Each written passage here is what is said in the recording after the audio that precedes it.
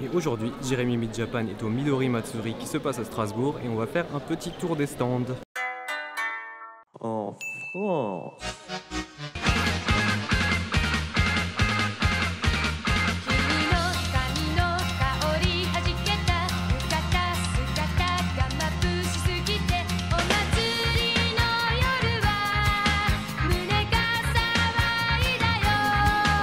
C'est une création, on va dire, de la boutique Midori et de l'association Kakemono.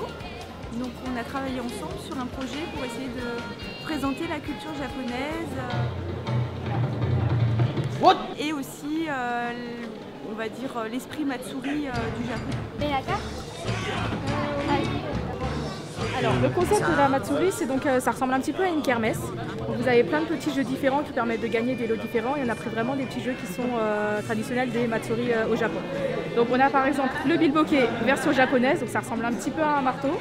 Et le but c'est évidemment comme à chaque fois de mettre la boule sur les trous. Vous avez ici une sorte de pêche au poisson.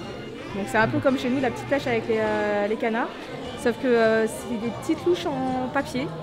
Il faut récupérer donc les poissons sans casser le papier, le maximum. Il y a forcément avec l'eau, du coup, le papier il casse plus facilement.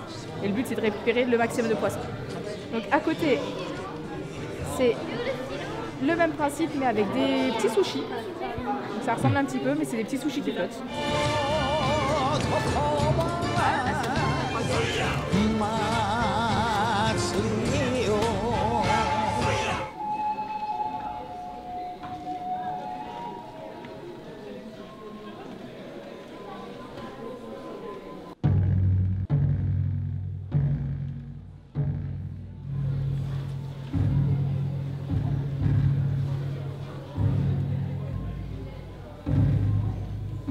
Alors, ce que vous avez pu voir, c'est une démonstration d'Iaido, c'est-à-dire la pratique de la voie du sabre, l'art de dégainer, couper et rengainer dans un même geste parfait. Et nous avons enchaîné, mes élèves et moi-même, sur une petite, entre guillemets, démonstration de bateau d'eau, qui est la voie de la coupe. En fait, ça permet de voir si le geste que nous avions fait précédemment pouvait s'appliquer en live et en réalité. En atelier, on a du furoshiki, on a de l'origami, de la calligraphie. Il y a quelques petits ateliers de couture, donc pour apprendre le sashiko, faire une petite pochette en tissu. Donc c'est une braderie typiquement japonaise qui se fait en faisant de la couture au point droit, donc en petits pointillés, sur un tissu historiquement de couleur indigo assez épais.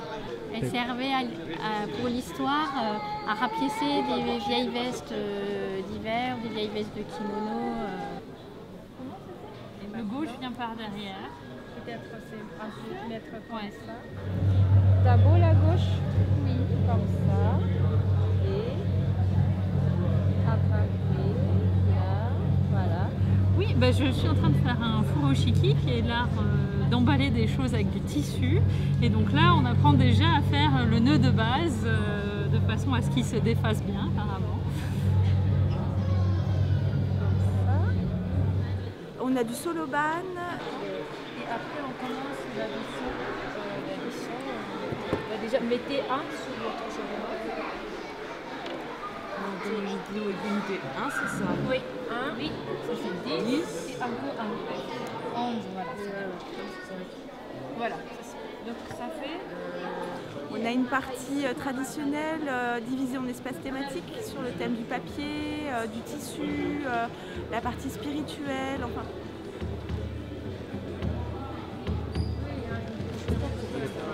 Il y a différentes formes de bouddhisme, il y a différentes écoles, parce que le bouddhisme est né en Inde.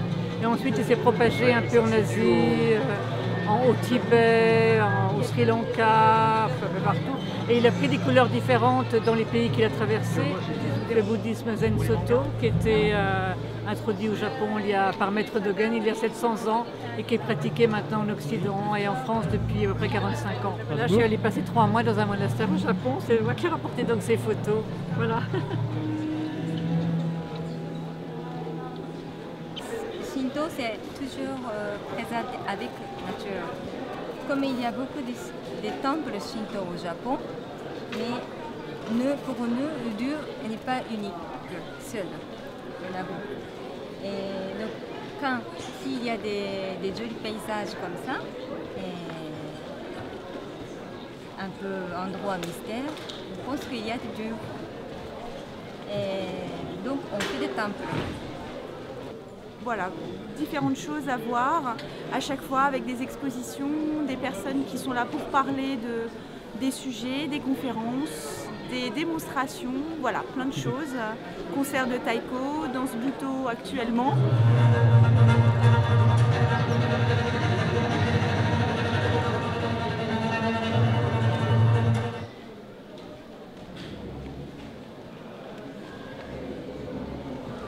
Je crois que j'ai compris intuitivement que c'est le corps qui dirige, pas la tête.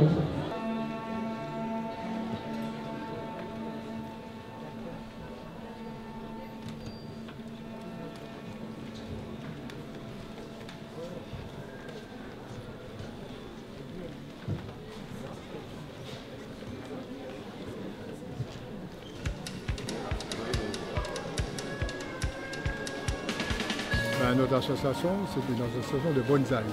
À ce moment-là, ça veut dire qu'on fait des petits arbres nous-mêmes, on prélève les arbres et on essaye de faire des bonsaïs. Et là, c'est surtout les arbres de l'Alsace. Vous savez, les arbres, ils ont une grande racine. Et celle-là, on la coupe et on ne prend que les raticelles pour faire voilà, un bonsaï qu'on puisse les mettre dans un petit pot.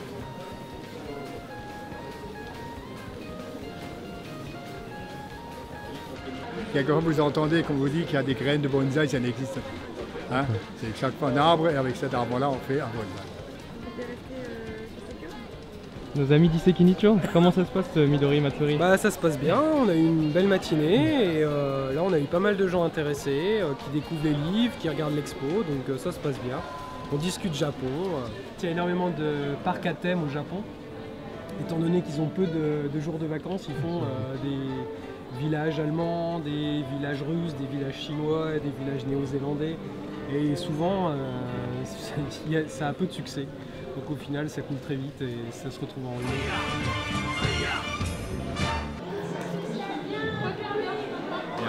Je m'appelle Sylvain Jolivalt, je suis auteur, illustrateur à mes heures. Je suis un grand passionné de Japon médiéval et de légendes aussi. Et pour l'occasion, j'ai écrit ce petit livre. D'accord, alors ça parle de quoi? Voilà, donc en fait c'est une présentation des principales créatures qu'il y a dans les contes et légendes du Japon. J'attendais depuis longtemps un livre qui présente justement ce genre de créatures. Alors on avait beau trouver des livres sur les elfes, sur les fées, les gobelins, plein de mythologies différentes, mais rien sur le Japon. Et lorsque j'étais allé au Japon, j'ai vu que là par contre, il y avait plein de livres sur le sujet.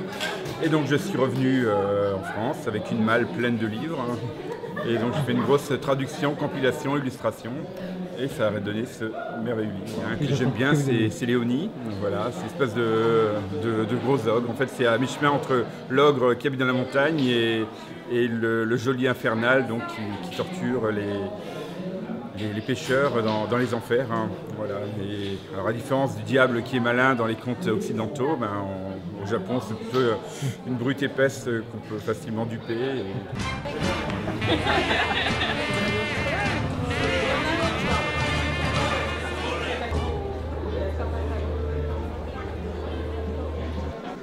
Alors en fait c'est du snack, donc des bonbons, des chewing-gums, des chips qui viennent directement du Japon.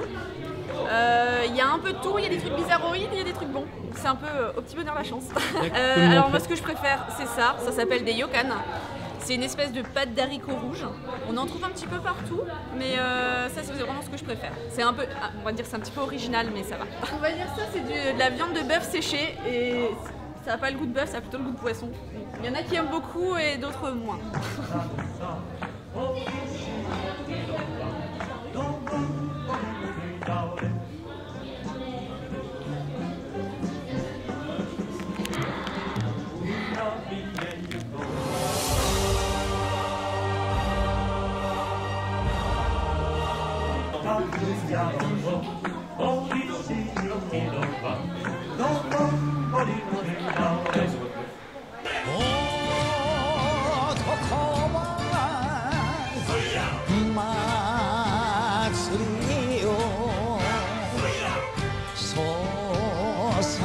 担いで生きてくよ